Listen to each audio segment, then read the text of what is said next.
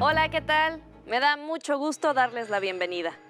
Hoy hablaremos sobre el diseño universal para el aprendizaje y los ajustes razonables. ¿Cómo podemos incluir estos en nuestras actividades diarias? ¿De qué manera se benefician las alumnas y alumnos con discapacidades y aptitudes sobresalientes al utilizarlos?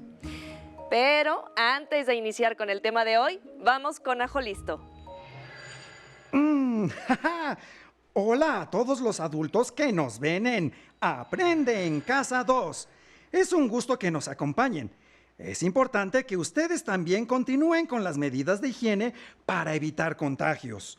Y así, con su ejemplo, mostrar a las niñas y niños lo que hay que hacer. Así que recuerden utilizar cubrebocas y lavarse las manos como se muestra en la siguiente cápsula. Lavarnos las manos varias veces al día es importante para prevenir cualquier enfermedad.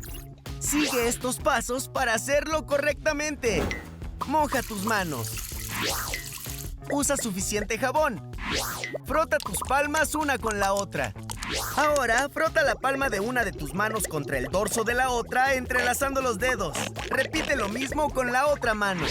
Frota los dedos. Ahora haz como que rasguñas la palma de tus manos para lavar tus uñas. Enjuaga tus manos con agua. Sécalas con una toalla y ¡listo! Tus manos están limpias. Si no tienes agua y jabón, usa desinfectantes a base de alcohol. ¡Cuídate! El diseño universal tiene su origen en el ámbito de la arquitectura. El estadounidense Ron Mace, usuario de silla de ruedas, utilizó este término por primera vez. Lo definió como la creación de productos y entornos diseñados de modo que puedan ser utilizados por todas las personas en la medida de lo posible sin necesidad de una adaptación posterior destinada a un público específico.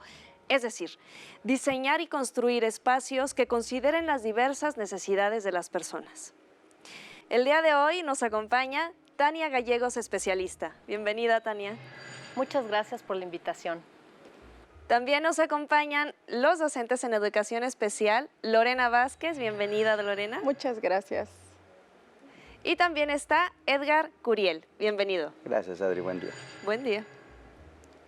Ellos nos compartirán cómo el diseño universal y los ajustes razonables son recursos que nos facilitan el día a día. Bienvenidas y bienvenido. Muchas gracias por estar aquí. Tania, ¿podrías explicarnos cómo se aplican los principios del diseño universal en el ámbito educativo que se conoce como diseño universal para el aprendizaje? Claro que sí, Adri, con mucho gusto. Mira, pues justamente como en el diseño universal nace justamente en el ámbito arquitectónico, donde busca formar espacios para todos, formar espacios para que todo el mundo pueda utilizarlos, pues en el diseño universal para el aprendizaje es muy similar. Aquí lo que se busca es que los docentes, las y los docentes, puedan planear y puedan evaluar a partir del conocimiento y reconocimiento de cada uno de sus alumnos. Es decir, pensar en hacer una planeación para todos, pero pensando en cada uno. Es decir, conocer cuáles son sus intereses, cuáles son sus necesidades, cuáles son sus capacidades, cuál es su estilo, su ritmo de aprendizaje, pensar en cada una de esas cosas para después en el camino poder quizá hacer algún tipo de ajuste razonable. Los principios del diseño universal para el aprendizaje son 3. El primero es la motivación. Lo que tenemos que hacer es tener muy motivados a nuestros alumnos. El segundo principio es el de proporcionar múltiples formas de representación. Es decir, en este reconocimiento de que todos aprendemos de distintas maneras, pues en ese reconocimiento ofrecer a los alumnos y a las alumnas distintas formas de aprender. Y el tercer principio es el de la evaluación. Y este principio se aplica justo ofreciendo múltiples formas de representación, de acción y de expresión. Okay. Acción y expresión. Es decir, de qué forma yo te voy a demostrar que sí aprendí. yo como docente voy a hacer una planeación donde te permita a ti expresarte y actuar de distintas formas para que yo me dé cuenta que has logrado ese aprendizaje esperado. Ok, gracias. Se escucha fácil, pero me imagino que al momento de ponerlo en práctica va representando un desafío.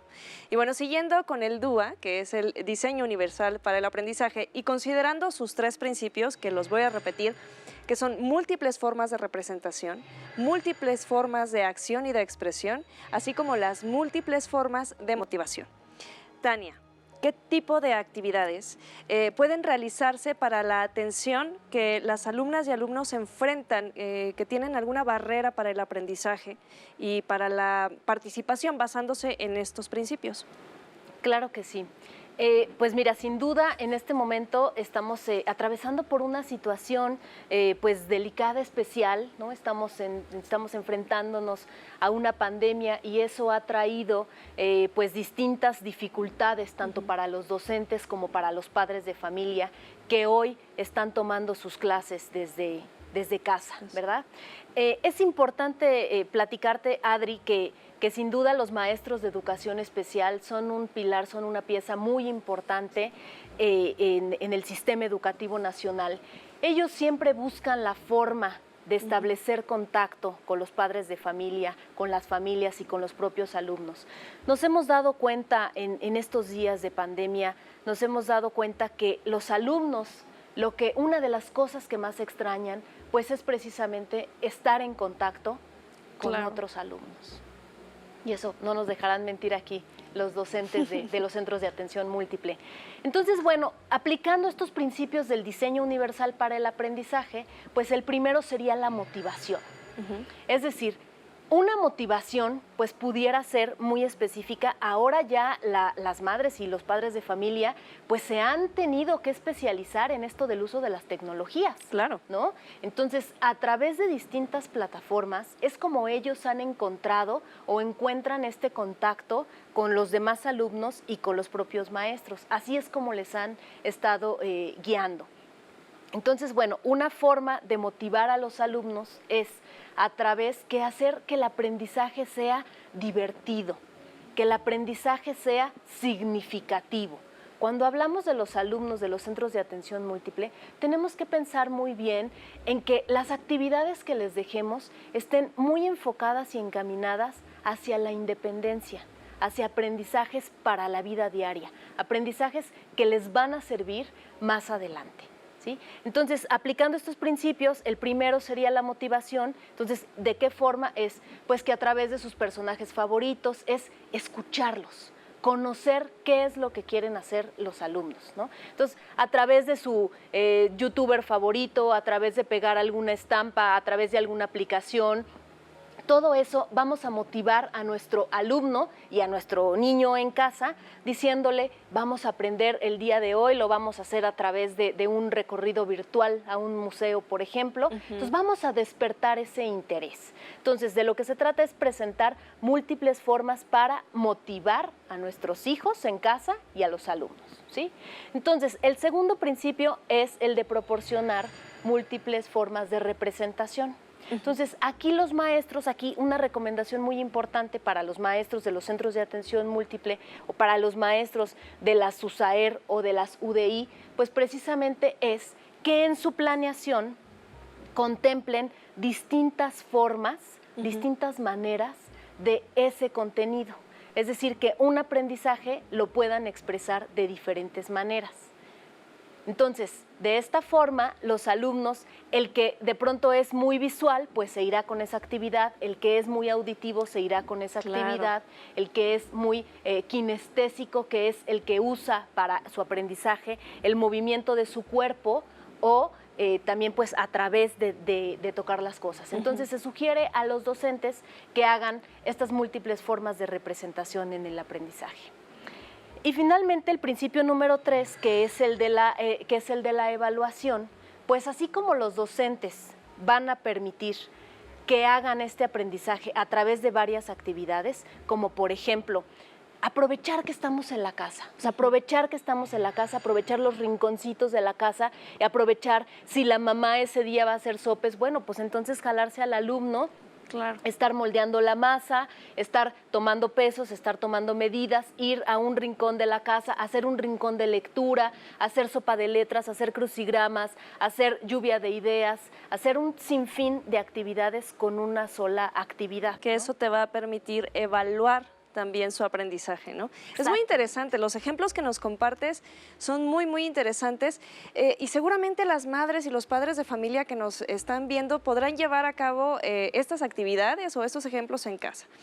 En ese mismo sentido, Lorena, ¿podrías compartirnos cómo has implementado el DUA en tu centro de trabajo? Sí, claro. Bueno, pues básicamente lo aplicamos cuando tú te das la oportunidad de conocer a tus alumnos, es decir, cómo aprenden desde sus estilos y ritmos de aprendizaje, pero también el mirarlos como una persona integral, el verlos desde sus diferentes contextos y cómo se van desarrollando. Una vez que tenemos toda esta información, bueno, pues a nosotros nos sirve, a ti como docente te sirve para diseñar tu planeación. Y justamente lo que decía la maestra Tania, nos permite que nosotros a través de esa planeación vayan todos nuestros alumnos incorporados, es decir, que nadie se quede fuera. Todos ya van integrados y van con una finalidad y un objetivo, de tal manera que podemos realizar algunos ajustes razonables, ya sea a la evaluación, al material, de acuerdo a las características de cada uno de nuestros alumnos. Bueno, definitivamente no es cosa fácil. Tania, al inicio del programa hablamos del diseño universal para el aprendizaje, pero también se ha estado mencionando los ajustes razonables. ¿Podrías explicarnos a qué se refieren con ello y darnos algunos ejemplos? Claro que sí. Mira, justo los ajustes razonables pues se refieren a que el docente cuando hace una planeación, el ajuste razonable tiene que ser algo que no sea una carga desmedida a la planeación que ya había hecho. Los ajustes razonables se pueden hacer al currículum, a la gestión escolar, a los materiales, a los métodos de enseñanza. En todo esto puedes hacer. Algunos ejemplos son el uso de la calculadora. O si estás enseñando matemáticas, por ejemplo, puedes empezar con material concreto, puedes seguirte con el uso de la calculadora, porque al final lo que queremos es buscar este manejo del dinero, que conozcan las cifras, y entonces un ajuste puede ser que lo que los demás están haciendo, estas cifras, pues otro alumno puede estar usando la calculadora, por ejemplo, ¿no? O hacer quizá algunas lecturas fáciles, lecturas sencillas para facilitar también pues la comprensión a algunos alumnos con discapacidad intelectual, por ejemplo. Todo esto que cuentas es muy interesante y me surgió la duda de cuál es la diferencia entre un ajuste razonable y una adecuación curricular.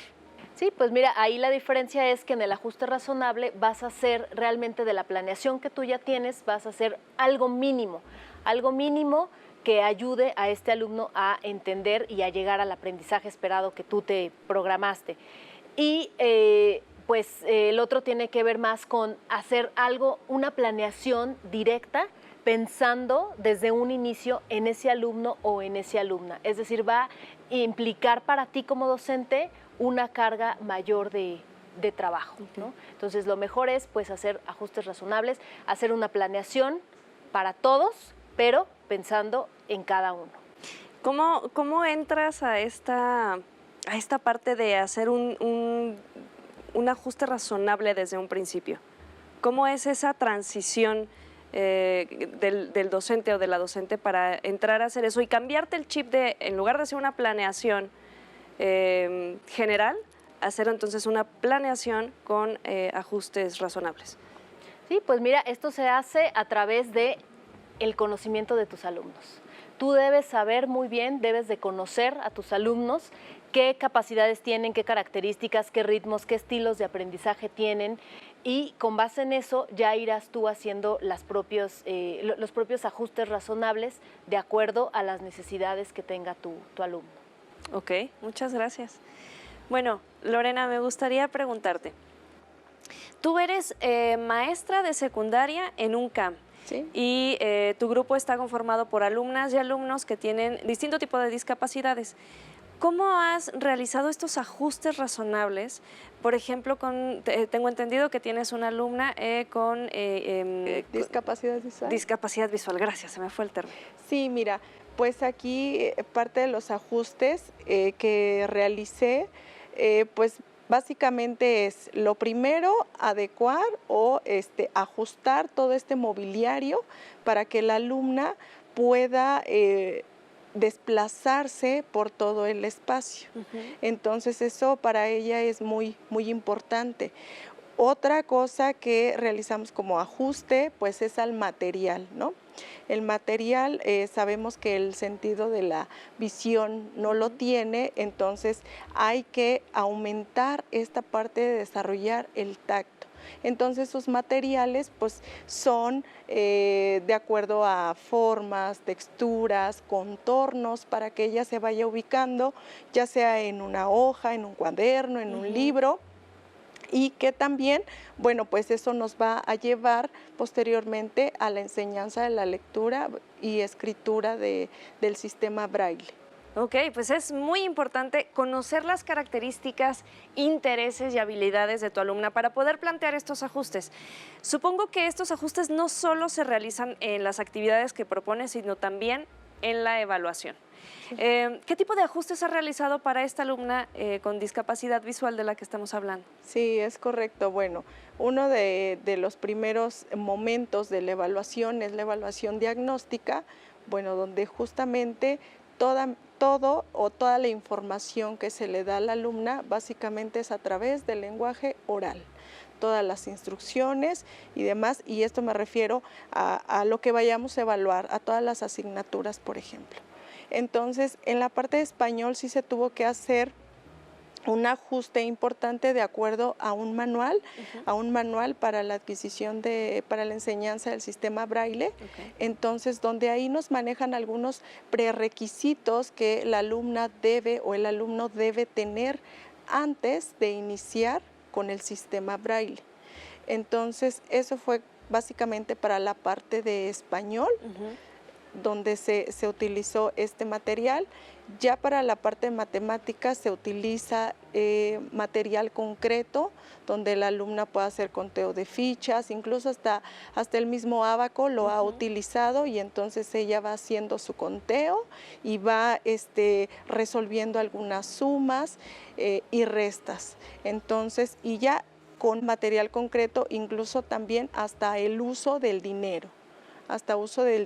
Pero así, la moneda de 10 pesos, de 5 pesos, el billete, y la verdad es que sí, logramos un buen resultado en esta evaluación diagnóstica, y bueno, pues de ahí parte nuestro trabajo, en dónde se encuentra la alumna y hacia dónde queremos que ella avance o qué es lo que queremos que ella pueda lograr. Entonces sí, los ajustes en la evaluación es como algo primordial que tenemos que hacer dada su condición. Gracias, Lorena. Y bueno, Edgar, en tu caso, también estás al frente de un grupo de secundaria que está compuesto por alumnas y alumnos con diversos tipos de discapacidades. Y considerando que la discapacidad motriz, la tecnología juega un rol muy importante, ¿qué papel juega esta en los ajustes razonables? Yo creo que es un factor muy importante ahorita.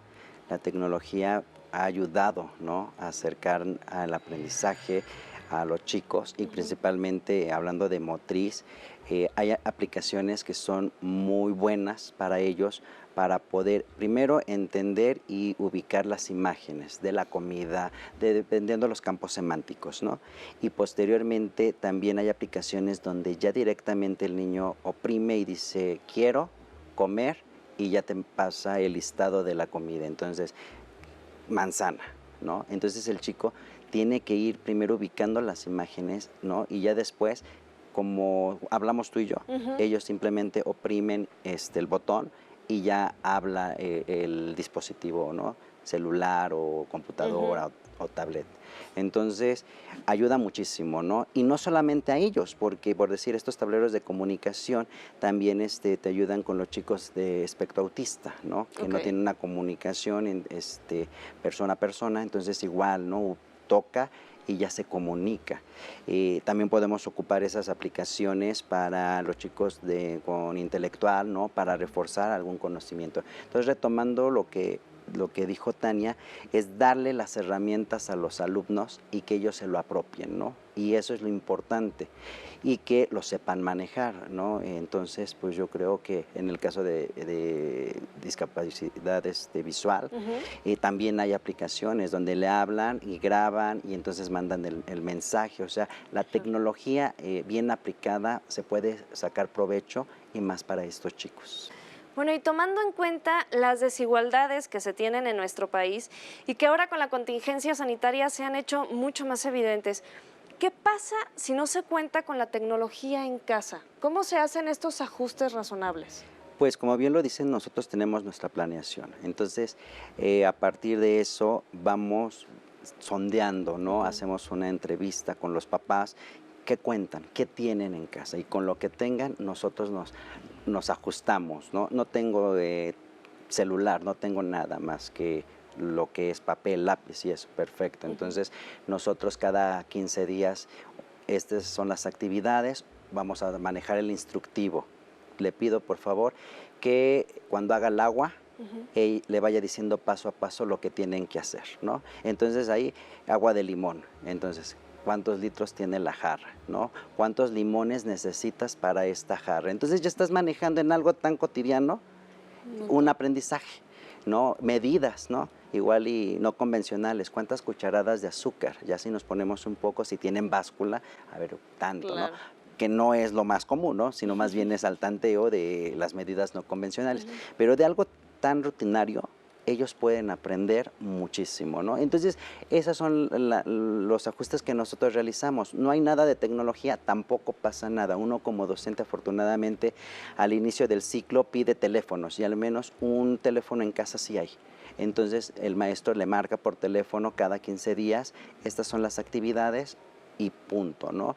O si tiene la posibilidad de tener una papelería cerca, ok, mándeme el correo, yo le mando las actividades en PDF y ya ustedes las imprimen, y ya después nada más me guarda el trabajo, si nos volvemos a ver, y si no, ya en dado caso, como en esta ocasión que fue, mándeme fotos, ¿no? Fotos, y yo ya recibo el producto. Entonces, de esa manera estuvimos comunicándonos.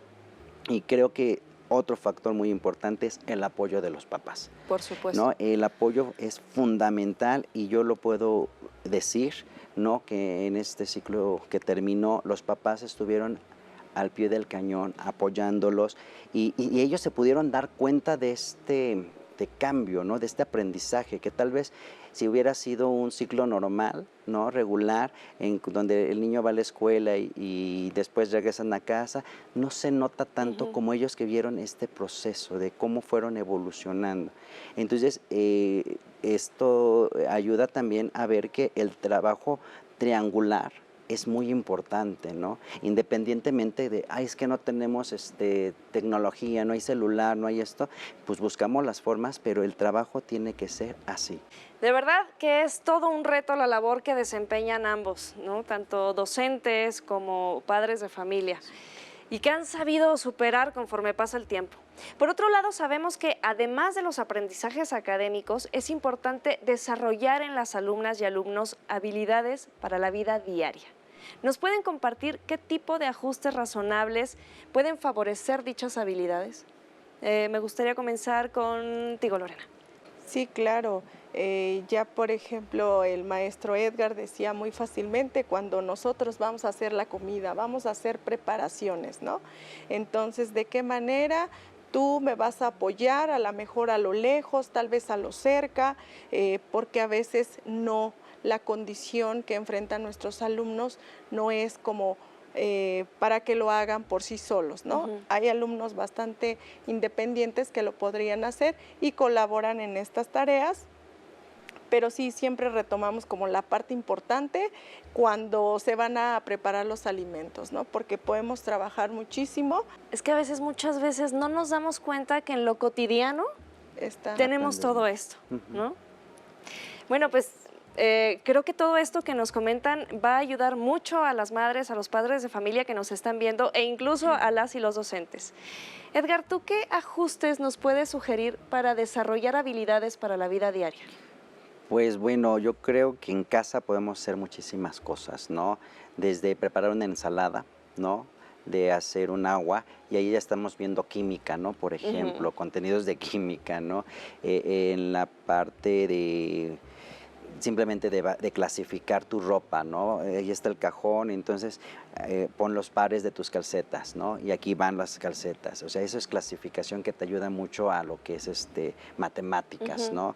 El repartir, ¿no? El que él ponga los platos de los familiares que están en casa, entonces ya va el conteo. Hay algunos que se le dificultan, entonces tienen que ir papá, mamá, tal, tal. Hay otros que no, dicen, ¿cuántos somos? 5, y ya saca los 5. Pero eso es algo que lo pueden hacer en casa, y creo que hasta es más fácil, digo, en este sentido de que tienen las herramientas ahí a la mano y que es algo que ocupan y ven a diario, ¿no?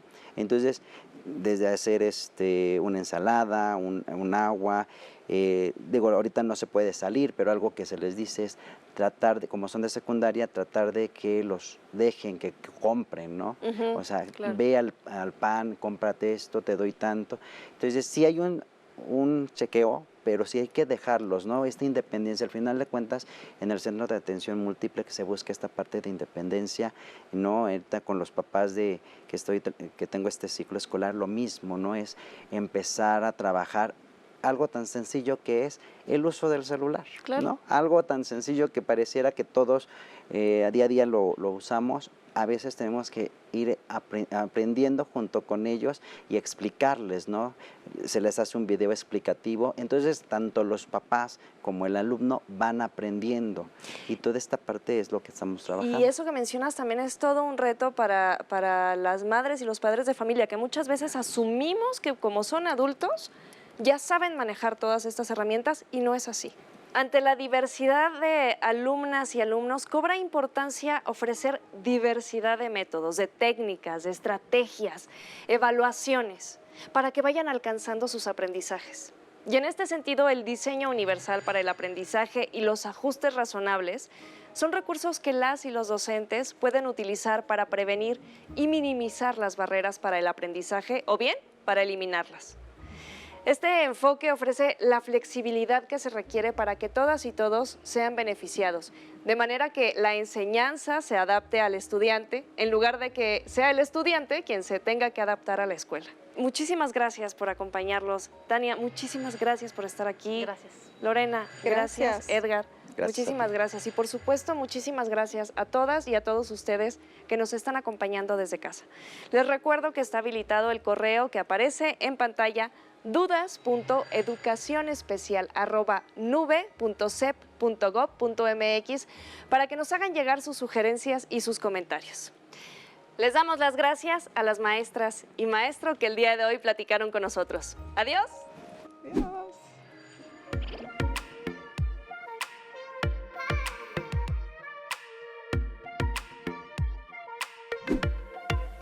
Ha llegado el momento de movernos. Vamos a esta pausa activa. ¡Muévete!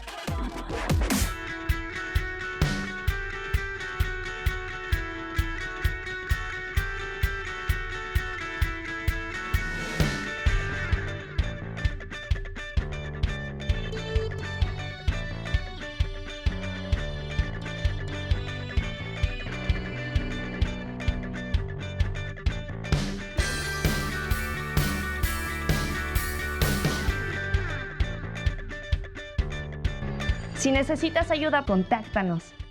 Página web cep.gov.mx, correo electrónico buzon.escolar@nube.cep.gov.mx, en Facebook @cepmx, en Twitter @cep_mx, en YouTube canal CEP, en Instagram @cepmx.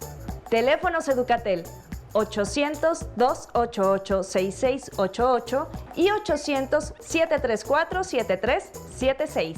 Si quieres volver a ver los programas de Aprende en Casa, los puedes encontrar en la siguiente liga: aprendeencasa.cep.gov.mx.